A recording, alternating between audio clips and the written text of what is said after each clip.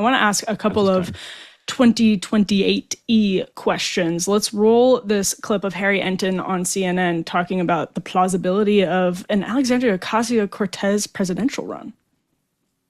Back in June of 2014, look, Hillary Clinton was way ahead of everybody with 69%. Bernie Sanders was like in 9th or 10th place with just 2%. Look at where we are right now in September of 2025. Look how much closer AOC is to the top now than Bernie Sanders was back a decade ago. She's at 12%, so she has 6 times his amount of support. But more than that, look how much closer she is to the leader. Gavin Newsom leads the field right now, but just with 21%. Get this, 62% of Democrats say their party leaders should be replaced compared to just 24% who say no. You know, you go back at the beginning of the Donald Trump presidency, the majority of Democrats said their party leaders were taking the party in the right direction. That is not the case anymore. You know, if she doesn't go for the top job, maybe she wants to go for the guy who has the top job, at least on the Democratic side in the United States Senate. And take a look here. Net favorable among New York Democrats. Look at this difference. Look at this difference. The net favorable rating for Ocasio-Cortez among New York Democrats, plus 46 points. Compare that to Chuck Schumer, who's only at plus 16 points.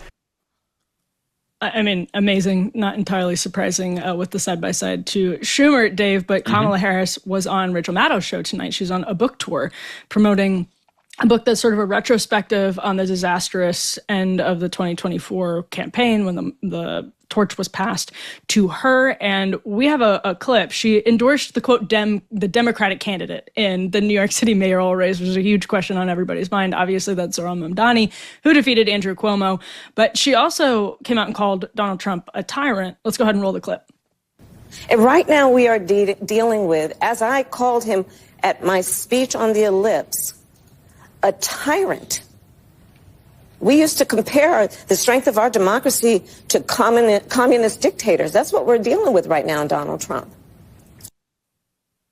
Okay, so jockeying for a potential primary, I suppose, and I'm sure you've heard more, Dave, about a potential presidential run for AOC or Kamala Harris, and maybe you can share some of what you've heard just as the rumblings in the Dem world about either of them. But also, where is this going? I mean, you know, I remember in 2020, Biden won, wasn't that long ago, on a sort of like unity ticket. He promised to bring back normalcy. I mean, he was very hard on Trump.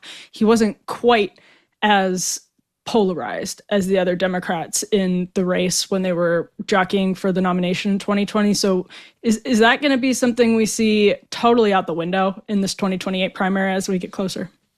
Definitely out the window. The Biden argument was that if he won, he would make the Trump era an aberration. We would look at it as just this freaky guy lost the popular vote and he took over for 4 years and we're going to wipe away his entire legacy.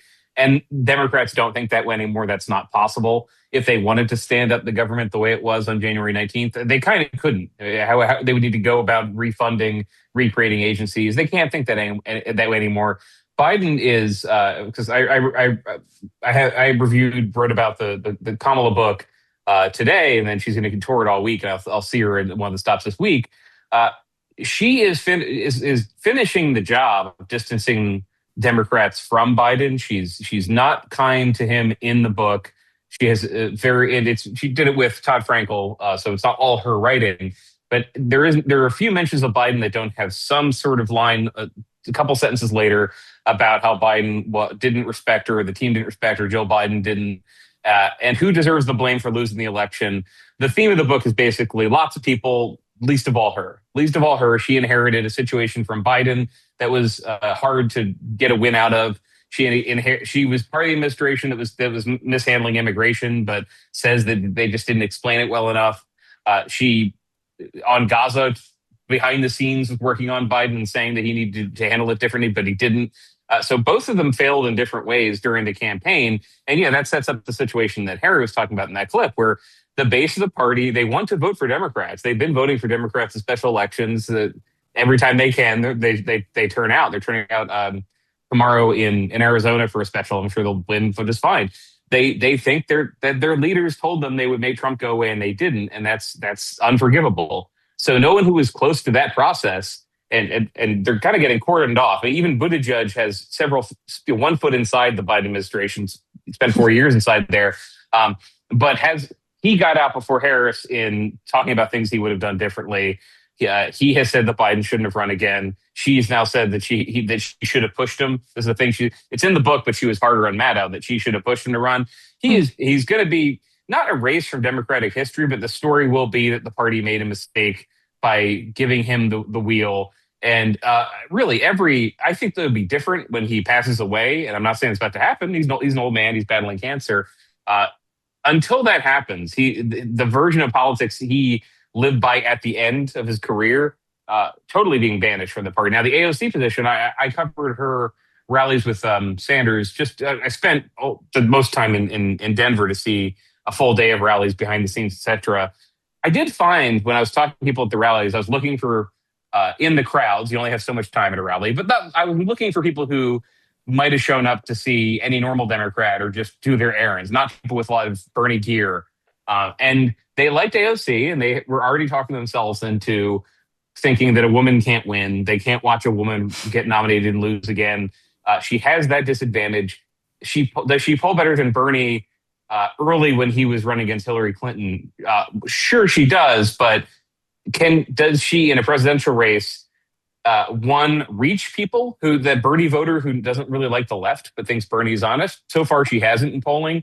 And two, do Democrats think she can? So far, they don't think so. But who are the Democrats they're more excited by? It is the governors who are fighting Trump and are saying things out loud about how this guy is a fascist. Not that we can work with him. Anyone who's in D.C., less so her, because she's not counted on to pass bills.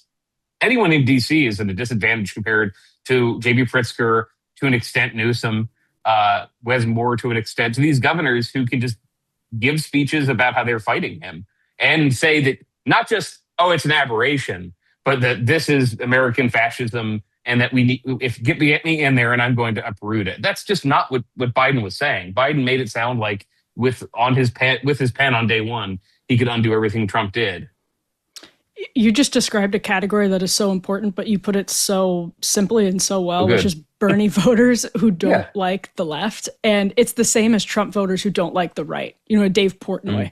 It's sort of the inverse of that. They don't want to be attached to the party, but they like the person. And those aren't necessarily going to come along with the Dem socialist package if Bernie's not a part of it. That's so interesting. Are you looking to support more made in the USA manufacturing this year? Like I am, definitely. Whether it's home decor, clothing, or furniture, it's become extremely difficult to find high-quality products that aren't made overseas. A recent Forbes report revealed that annual earnings for small businesses across the U.S. have dropped by over 75% just since 2023. Small businesses in this country are struggling to stay afloat, and with the likes of Amazon and Target dominating the market, it's no wonder. Basically, any small business owner here in the U.S. will tell you the same thing. That's where A Warehouse comes in, your one-stop shop for artisanal home goods made exclusively by small businesses. With hundreds of products to choose from, they're deeply committed to supporting American manufacturers. Their easy-to-navigate online marketplace lets you browse a wide range of independent makers, and you can feel good knowing that your purchase supports real people and small family-run businesses. A Warehouse believes that true luxury isn't about fancy labels or big brand names. It's about the dedication, creativity, and care that goes into every product. Help A Warehouse hit their goal of supporting over 100 small businesses this year. Head to awarehouseshop.com and use code PARTY for 15% off your first order. That's awarehouseshop.com, code PARTY.